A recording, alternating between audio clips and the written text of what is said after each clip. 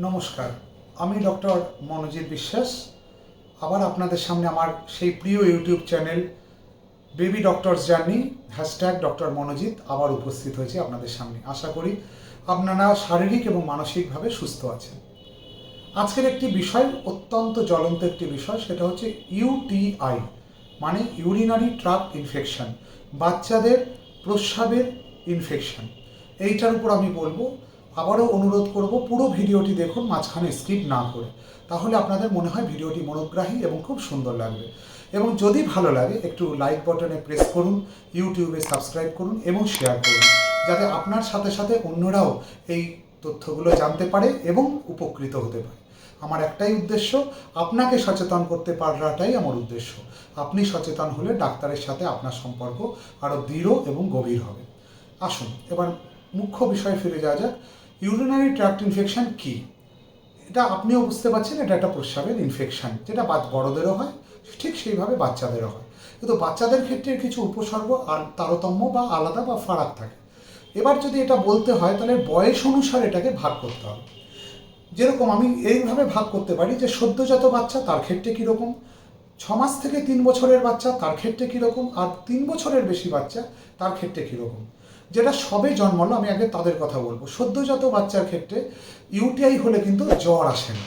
তারা কী হবে, প্রচণ্ড ইরিটেবল এবং বিরক্ত হয়ে যায়, খিটখিটে হয়ে যায়, সারাক্ষণ কাঁদছে, কোনোভাবে কান্না থামানো যাচ্ছে না এবং তারা খেতে চায় না এবং তাদের কি হয়, খাওয়া ঘুম সব চলে যায়।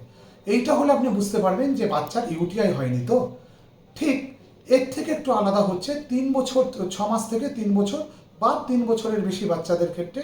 এই দুটো ক্যাটেগরির বাচ্চার ক্ষেত্রে একই রকম উপসর্গ হয়। কীরকম হবে, এদের ক্ষেত্রে হাই ফিভার, প্রচণ্ড কাঁপিয়ে ওই ম্যালেরিয়ার মতো জ্বর আসতে পারে বা ভাইরাল ফিভারের মতো জ্বর আসতে পারে। এদের তলপেটে ব্যথা হয়।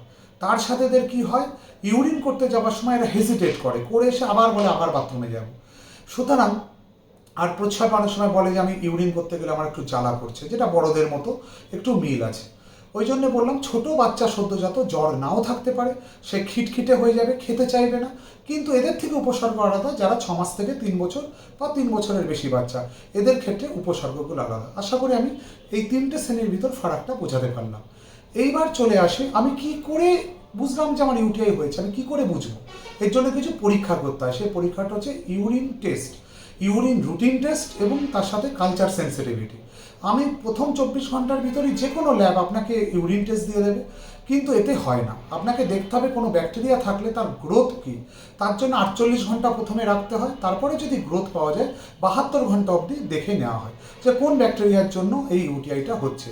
তাই বলি, শুধু আরই করাটা জরুরি নয়, তার সাথে কালচার সেন্সিটিভিটি অফ ইউরিনটাও দরকার, যেটা 72 ঘন্টা পরে পাওয়া যায়। এবার আমি ইউরিনটা বাচ্চাদের কিভাবে ধরবো, ছোট বাচ্চা বা যাই হোক।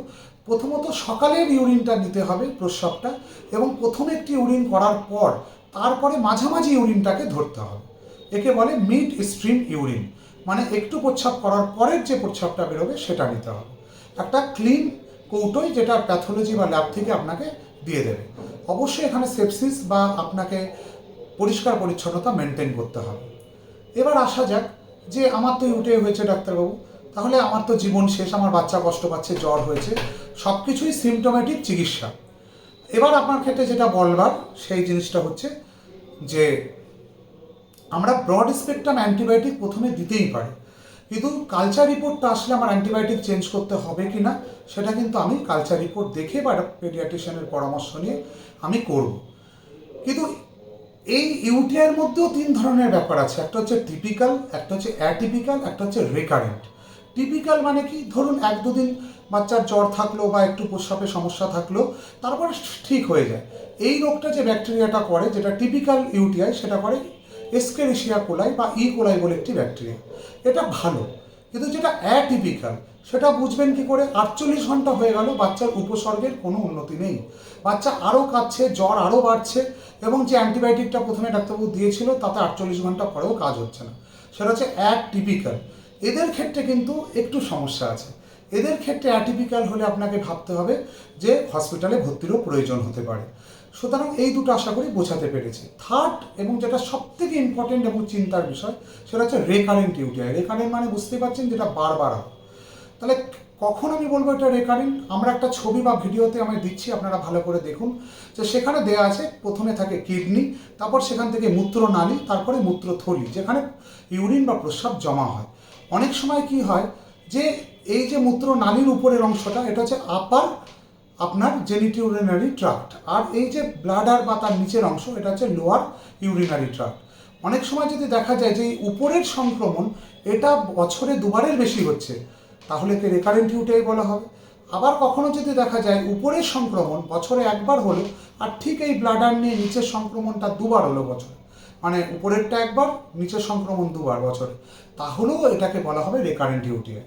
তার মানে দুবার যদি উপরের হয় তাহলে রেকারেন্ট, অথবা উপরে একবার নিচে দুবার, তাহলে এটা রেকারেন্ট। এটা ডাক্তারি ভাষায় বা ছবিটা দেখলে আপনারা আরও সুন্দর বুঝতে পারবেন।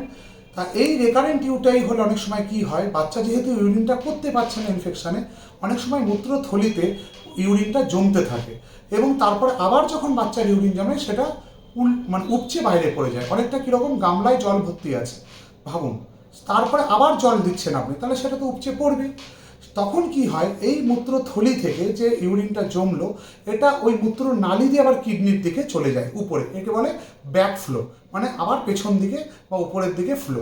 এইটা খারাপ, এটাকে ডাক্তারি ভাষায় বলে VUR, ভ্যাসাইকো ইউরেটেরিক রিফ্লেক্স বা ভুর, VUR। এটা আপনারা গুগলে সার্চ করলেই পাবেন। তা এর ফলে কি হয়, কিডনিতে ইনজুরি হয় এবং বাচ্চার ক্ষেত্রে অনেক সমস্যা হতে পারে। তাহলে এরকম যদি সন্দেহ করা হয় যে রেকারেন্ট বারবার বছরে 2-3 বার করে ইউটিআই হচ্ছে, তাহলে দুটো পরীক্ষার জন্য আছে, একটা হচ্ছে MCUG, আরেকটা হচ্ছে MDSS স্ক্যান। দুটো টার্ম আপনারা গুগলেও সার্চ করলে পাবেন, MCUG এবং MDSS স্ক্যান। MDSS স্ক্যানটা করা হয় কিসের জন্য, যাতে কিডনিতে কোনো সমস্যা আছে কিনা এইটা দেখার জন্য। আর MCUGটা দেখা হয় ওই বললাম পিছন দিকে ব্যাকফ্লো হয়, সেটা কিডনিতে ব্যাকফ্লো হচ্ছে কিনা, সেই মূত্রথলি থেকে আবার পিছন দিকে যাচ্ছে কিনা সেটা দেখার জন্য, যেটাকে বলা হয় VUR, ভ্যাসাইকো ইউরেটেরিক রিফ্লেক্স। সোজা করে বলতে গেলে কিডনির সমস্যার জন্য DMSSA স্ক্যান আর MCUG পরীক্ষাটা হচ্ছে এই পিছনে ব্যাকফ্লো দেখার জন্য। এটা ডাক্তাররা আরও আপনাদেরকে ভালো করে বুঝিয়ে দেবেন এরকম সমস্যা হলে। এবার আমি আসি যে এরকম যদি রেকারেন্ট ইউটি হয় তার ক্ষেত্রে কী করতে হবে। রেকারেন্ট ইউটিআই হলে তাকে হসপিটালে ভর্তি করার প্রয়োজন হতে পারে এবং পেডিয়াট্রিক নেফ্রোলজিস্ট যারা বাচ্চাদের কিডনির ডাক্তার তাদের কাছে কিন্তু অতি সত্বর যোগাযোগ করতে হবে। আরেকটা বিষয় বলে রাখি, এই যে আলট্রাসোনোগ্রাফি আপনারা অনেকেই পেটের জন্য করেছেন, অনেক সময় যদি 3 মাসের ছোট বাচ্চা হয় তাদের ইউটিআই ধরবার জন্য প্রস্রাব পরীক্ষার সাথে সাথে আলট্রাসোনোগ্রাফি বা ইউএসজি করাটাও দরকার। বলে রাখি, এক্সরে থেকে ইউএসজির রেডিয়েশন এক্সপোজার বাচ্চাদের রেডিয়েশন ক্ষতিটা কম হয়, তার থেকেও কম হয় এমআরআই করলে। এটা জানার জন্য বললাম, আর কিছু নয়।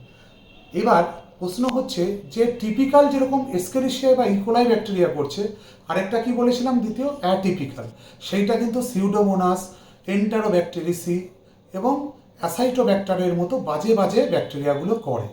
আর রেকারেন্টটা এটা দুটোই করতে পারে। তাহলে আমরা কি 3টে ভাগে ভাগ করেছিলাম, একটা টিপিক্যাল, অ্যাটিপিক্যাল, রিকারেন্ট। এর ভিতর টিপিক্যালটা তাও সেরে যাবে অ্যান্টিবায়োটিকে, অ্যাটিপিক্যালটা সারবে না, তার জন্য থরো ইনভেস্টিগেশন দরকার, 48 ঘন্টা পরে অ্যান্টিবায়োটিক কালচার রিপোর্ট দেখে চেঞ্জ করা দরকার। আর রেকারেন্ট মানে যেটা বারবার হবে ইউটিআইটা বছরে 2 বার বা তার বেশি, সেইটা হলে কিন্তু আমি বললাম DMSS স্ক্যান, MCUG পরীক্ষা এবং ইউএসজি বাচ্চাদের লাগতে পারে। আশা করি আমি এই তথ্যগুলো আপনারা সমৃদ্ধ হলেন। এর থেকে যদি আরও বেশি কিছু জানার থাকে আমাকে ইনবক্স করুন, আমাকে জানান। আর অবশ্যই ভিডিওর সাথে যে সমস্ত ভিডিও বা ছবি আমরা দেখাবো সেগুলো দেখলে আপনাদের পরিষ্কার হয়ে যাবে। তাই ভয় নয়, ইউটিআই বড়দের ক্ষেত্রে প্রস্রাবের জ্বালা বা বারবার প্রস্রাব যাওয়া উপসর্গটা কমন, আমরা সবাই জানি, কিন্তু ছোটদের ক্ষেত্রে বা যারা সদ্যজাত তাদের ক্ষেত্রে কিন্তু উপসর্গটা একদম ভিন্ন। তাই আর দেরি না করে এইগুলোর সাথে যদি আপনার বাচ্চার কোনো উপসর্গের মিল পান, অতি সত্বর নিকটবর্তী বিশেষজ্ঞ শিশু চিকিৎসার সাথে যোগাযোগ করুন। ভালো থাকবেন, সুস্থ থাকবেন। ভিডিওটি ভালো লাগলে আমার ফেসবুক, ইউটিউব এবং ইনস্টাগ্রাম চ্যানেলে লাইক দেবেন, সাবস্ক্রাইব করবেন, বেশি বেশি করে শেয়ার করুন, আমার পাশে থাকুন। ধন্যবাদ।